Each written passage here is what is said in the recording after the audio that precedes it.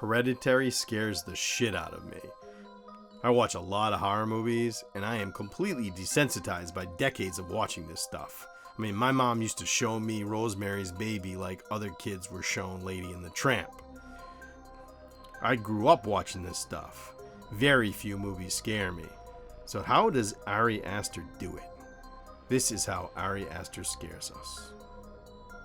Aster mixes genres. Often halfway through the movie, you forget it's even a horror movie. Hereditary completely abandons the horror early on and settles into being a family drama about grief. There's a dinner table scene in the middle where you completely forget this is a horror movie. Midsommar is as much a breakup movie as it is a folk horror. The lingering in the other genre makes us forget and catches us off guard when the horror finally rears its ugly head. Ari Aster uses a signature sound that returns. In Hereditary, it's this.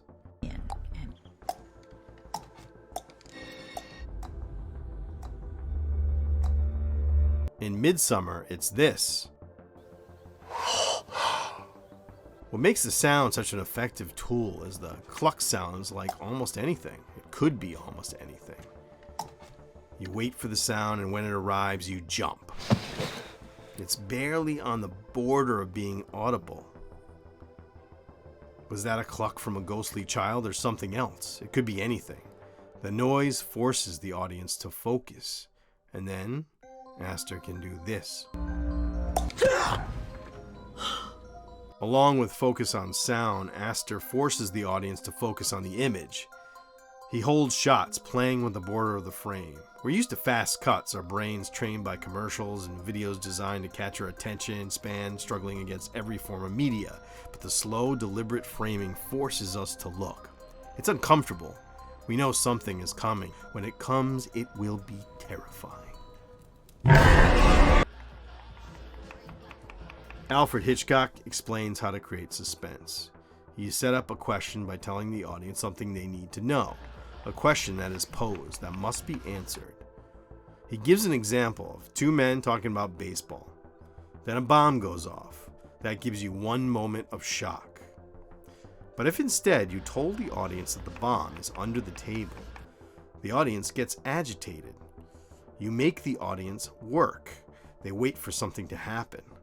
Where the real art of the suspense scene comes from is the extending of the time from when the question is posed and the answer is given. But then Hitchcock cautions the bomb must not go off. We need something else to happen, something unexpected. So many films truncate the emotional beats of the story, but Ari Aster allows us to feel the emotion at the level the characters feel it.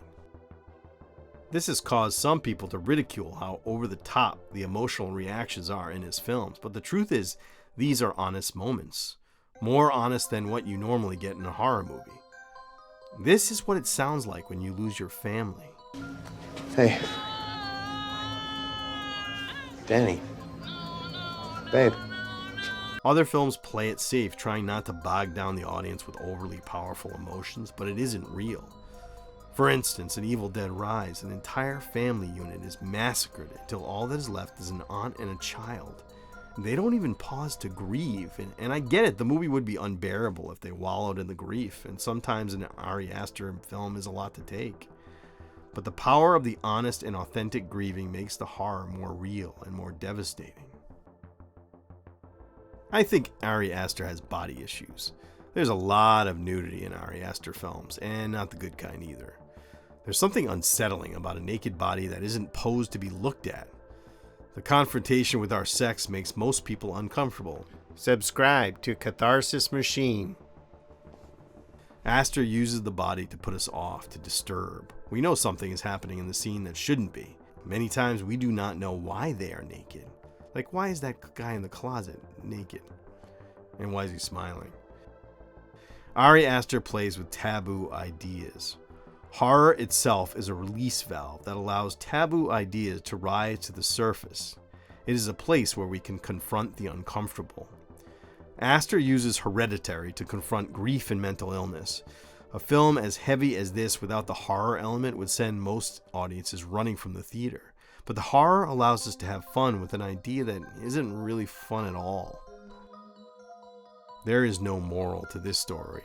Ari Aster leaves you with a feeling of being unsettled and disturbed. We're used to a story having some sort of moral, some expression of what the story tells us is the right way. Although I've never loved the idea that a film needs a moral. Films contain ideas, not necessarily morals. Things that might be true revelations about what it means to be human, not necessarily positive lessons teaching you how to live a just life. The ideas in an Ari Aster story never end in a way that matches what a modern audience would consider moral.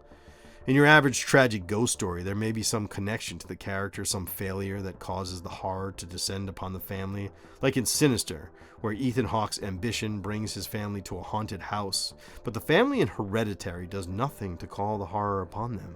It has been decided that they will face this horror before they were born. So, if we go by the rule that the hero is undone by his fatal flaw, so does that make it more tragic or less tragic that if he has a choice? Less. Okay. Why? Because. In Midsommar, Dani's final smile reveals she has reached peace with her new home where people accept and feel her grief with her instead of denying her feelings the way her boyfriend does.